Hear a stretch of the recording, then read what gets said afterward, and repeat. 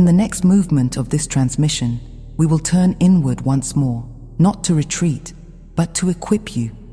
We will speak about the STARSEED protocol, how to move through these windows without resistance, how to work with the energy rather than against it, and how to become a steady, sovereign participant in a field that is asking humanity to grow up, not through fear, but through presence.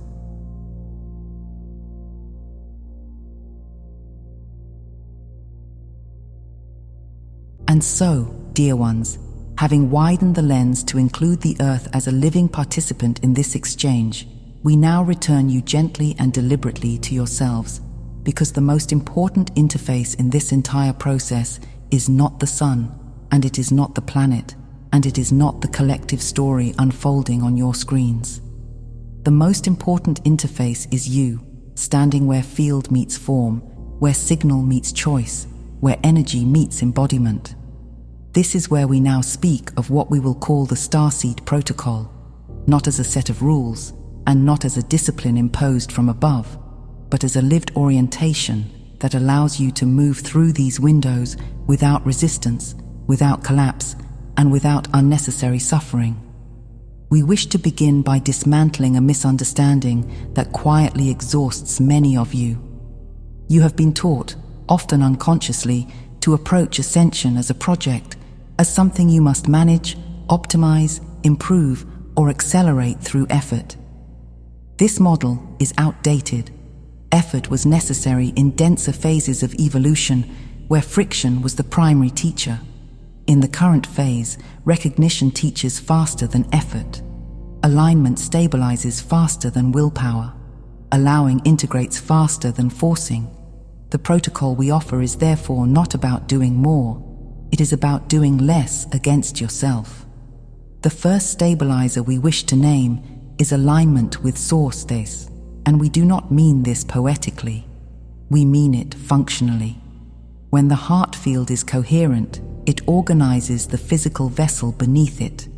It synchronizes breath, emotion, and perception. It reduces internal conflict. In heightened solar windows, the heart is not simply an emotional center, it is a regulatory center. When you return attention to the heart, not by visualizing, not by striving, but by simply feeling presence in the chest, you give the body a reference point that is not reactive. This is why so many of you feel relief when you place a hand on your chest and breathe slowly. You are not calming yourself, you are reorganizing your field. Alignment with Source is not something you maintain perfectly. It is something you return to repeatedly. Each return strengthens the pathway. Each return reduces the time you spend in dysregulation. This is how mastery develops, not by eliminating fluctuation, but by shortening recovery time. A regulated starseed is not one who never wobbles, but one who knows how to come home quickly. The second stabilizer is single-focus presence, and this is essential in an era of amplified signal. Many of you attempt to meet increased energy with increased activity.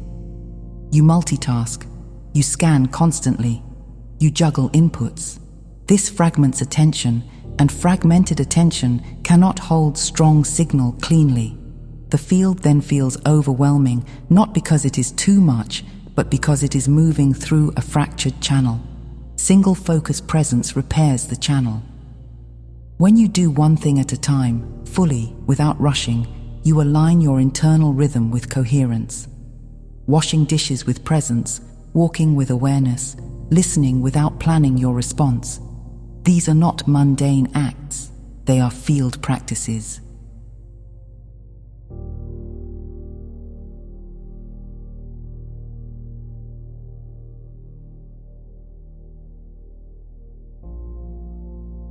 We wish to say this clearly. Simplicity is not regression. Simplicity is sophistication at a higher octave. In high-energy environments, complex systems fail more easily than elegant ones. This is true in technology, in biology, and in consciousness. Simplifying your schedule, your commitments, your inputs, and your internal narratives is not avoidance. It is strategic alignment. The third stabilizer is creative output, and many of you underestimate its importance. Creativity is not a luxury in these windows, it is a grounding mechanism. When energy moves into you and is not expressed, it can become pressure. When it is expressed, through writing, art, movement, music, building, problem solving, it anchors into form. This is why you feel relief after creating something, even something small. You have given the field a pathway. You have allowed energy to complete a circuit. Creativity is how higher frequency input becomes embodied reality rather than physical vessel overload. Now, we wish to speak about signal hygiene, because this is where many starseeds unintentionally undermine themselves. In times of heightened activity, information multiplies, interpretations multiply, opinions multiply, predictions multiply, and it becomes tempting to consume constantly, as if the next piece of information will finally create safety. This is an illusion. Safety does not come from knowing everything. Safety comes from knowing what to ignore. Signal hygiene means you become selective. You choose a limited number of information sources. You check them deliberately rather than compulsively.